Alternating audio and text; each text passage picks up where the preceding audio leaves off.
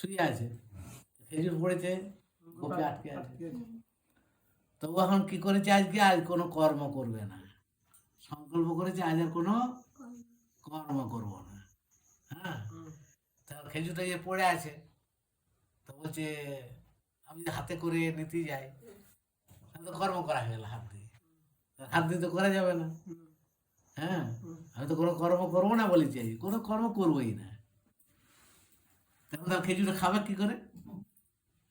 হ্যাঁ, ঠিক আছে।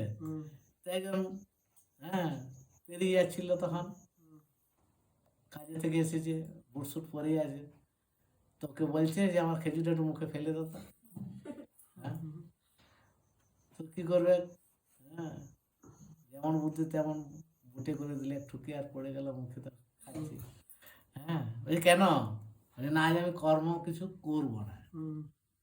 ও তখন বুঝাচ্ছে এবারে যে আমি নাই মুখে ফেলে দিলে এবার তো তোমাকে চিবাতে হবে, না হবে না, গিলতে হবে, না হবে না, তাহলে তো কর্ম করা হয়ে গেল। তুমি খাবে কি করে ওটাকে?